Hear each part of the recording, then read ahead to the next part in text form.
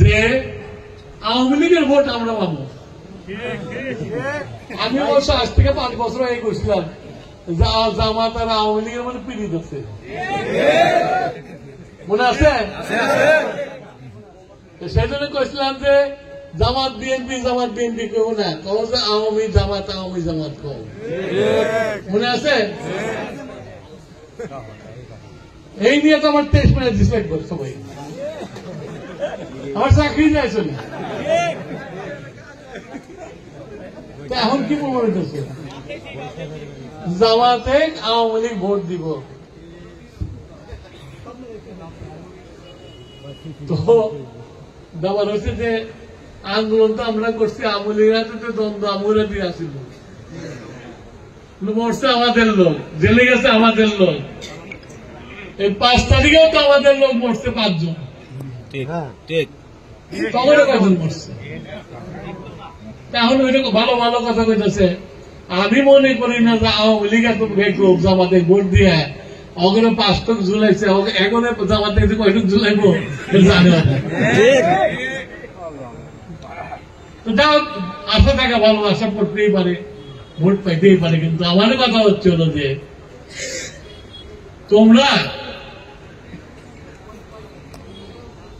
এই যে দেশ চাই না, এই যে আমার পাশে 2 মুক্তিযুদ্ধ বলে আছে, পোলারবাড়ি ক্যাম্পের সংগঠক,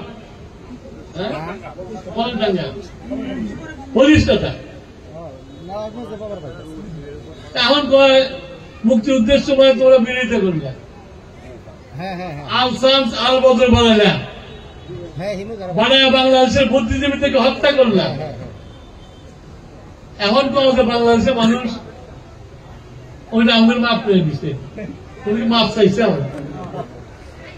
মাফ চাও নাই, মাফ চাও নাই। আল্লাহ তাআলা বলছে মাফ যদি চাও, সে যার কাছে মাফ চাবে সে যদি মাফ করে তাহলে আমি সন্তুষ্ট, আর সে যদি মাফ না করে আমিও সন্তুষ্ট না।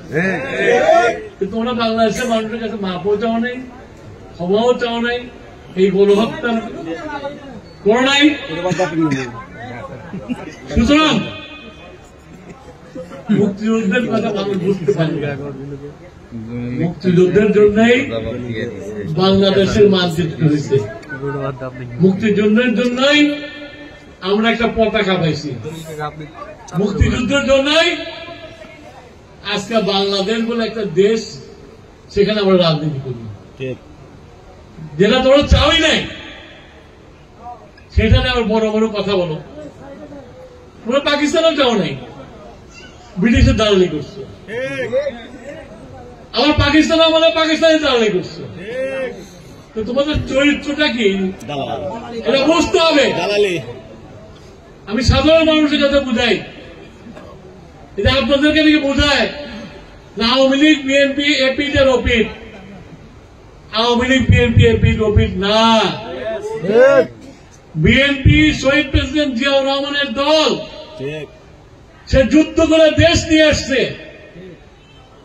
আওয়ামী লীগ কলকাতায় বসে আনন্দ ফুর্তি করে বাংলাদেশ বানাইছে। সেই জন্যই যখনই ক্ষমতা পায় 71 থেকে 75 মনে আছে, 71 থেকে 75 এই যে কোশ্চেন কইতো না ভাইছে এই না কোসিমাক মেরে ফেলাইছিল না। হ্যাঁ, যারা কপাল সে কামার বন্ধে, কপাল খারাপ সে কামার বন্ধ, খবর বন্ধ। অত্যাচারিত হয়ে ওসিকে মেরে ফেলেছে, এই কামার বন্ধ না। তাদের বলি না যে হাসিনা স্বৈরাচার, তার বাবাও কম বড় স্বৈরাচার ছিল না। সুতরাং আমার কর্মী ভাইদের কাছে আমার অনুরোধ, কালকে তো মাপ চাইছিলাম তোমাদের কাছে, জোরহাট করে গেছিলাম, তোমরা তারা গেছিলাম। আজকাল জোরহাট করবো না, 2 দিন পার হয়ে গেছে, আজকে হিসাব নেব 2 দিন, এই 2 দিনে কি করছো। আমি চাই যে প্রত্যেকে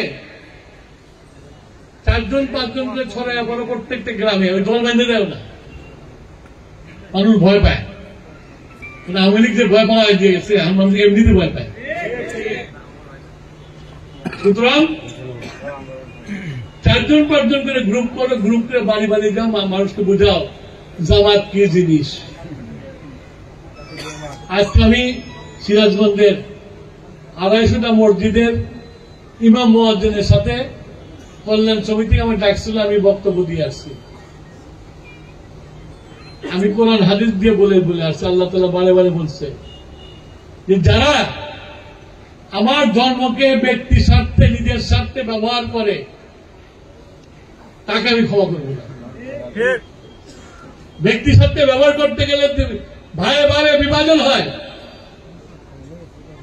আমার ধর্ম দুর্বল হয়ে যায়। সুতরাং তাদেরকে আমি মাফ করব না।